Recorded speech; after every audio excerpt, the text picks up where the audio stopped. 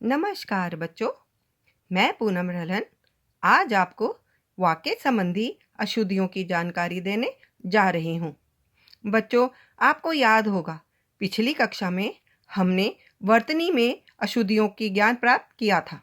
इस बार वाक्यों में क्या अशुद्धियाँ होती हैं हम ये जानेंगे। बच्चों, इससे पहले कि मैं आपको वाक्य में होने वाली अशुद्धियों के बारे में बताऊं, हमें ये जानना जरूरी है कि भाषा वास्तव में है क्या। बच्चों, भाषा भावों और विचारों के आदान प्रदान का साधन है। जो भाषा व्याकरण के नियमों के अनुसार बोली तथा लिखी जाती है वही मानक भाषा होती है। बच्चों, इस भाषा में बोलते समय और लिखते समय किसी भी प्रकार की त्रुटि नहीं होनी चाहिए। आज इस कक्षा में हम वाक्य में होने वाली अशुद्धियों की जानकारी प्राप्त करेंगे। सबसे पहले हम संज्ञा और सर्वनाम संबंधी अशुद्धियों की जानकारी प्राप्त करेंगे। अशुद्ध वाक्य मेरे को शहर जाना है। मेरे को नहीं होता बच्चों, मुझे शहर जाना है। दुर्जन लोगों को उपदेश नहीं देना चाहिए। दुर्जनों को उपदेश नहीं देना चाहिए।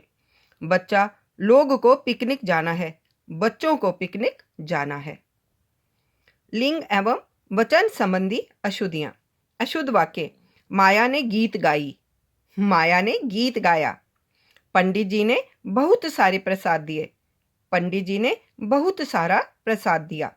तुम्हारी घर कहाँ है। तुम्हारा घर कहाँ है। कारक अर्थात विभक्ति संबंधी अशुद्धियां। अशुद्ध वाक्य मुझे गृह कार्य को करना है। नहीं, यह अशुद्ध है। मुझे गृह कार्य करना है। चित्रा कार्यालय का काम करने के लिए कुशल है। चित्रा कार्यालय का काम करने में कुशल है। बच्चों को पढ़ने को जाना है। बच्चों को पढ़ने जाना है। पेड़ में बंदर बैठा है। पेड़ पर बंदर बैठा है। क्रिया संबंधी अशुद्धियां। अशुद्ध वाक्य मेरे ताऊ जी से बात करी है। मैंने ताऊ जी से बात की है। हम कल जाऊंगा। हम कल जाएंगे। उसका प्राण निकल गया। उसके प्राण निकल गए। प्राण हमेशा बहुवचन के रूप में ही प्रयोग किए जाते हैं। कृपया यह हस्ताक्षर कर दीजिए। कृपया यहाँ हस्ताक्षर कर दीजिए। क्रिया विशेषण संबंधी अशुद्धियां।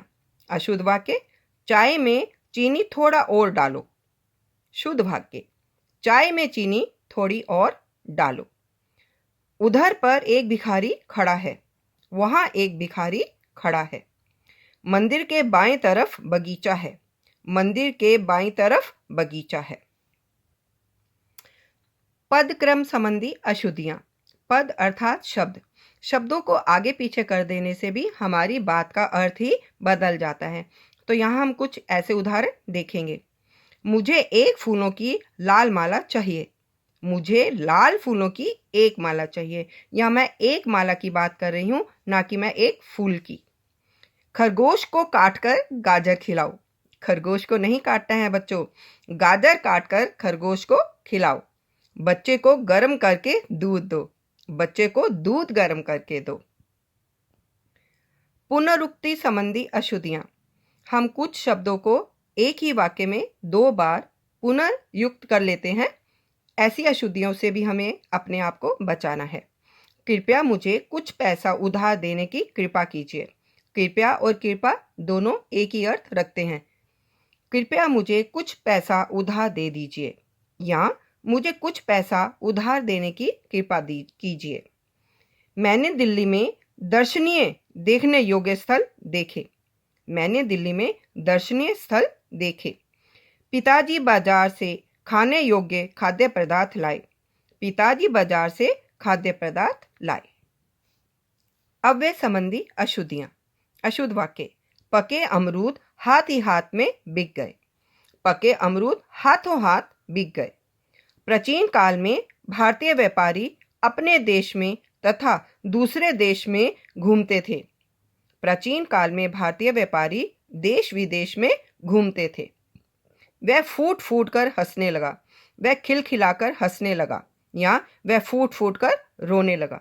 तो इस प्रकार बच्चों आज की कक्षा में हमने वाक्य संबंधी अशुद्धियों का ज्ञान प्राप्त किया है। बच्चों, वाक्य बहुत सोच समझकर और अच्छे मन के भाव से ही बोलने चाहिए। उनमें किसी भी प्रकार की त्रुटि नहीं होनी चाहिए। इस कक्षा में हमने जो ज्ञान प्राप्त किया उसका आप अभ्यास कीजिए और अपने वाक्यों में होने वाली त्रुटियों को दूर कीजिए। धन्यवाद।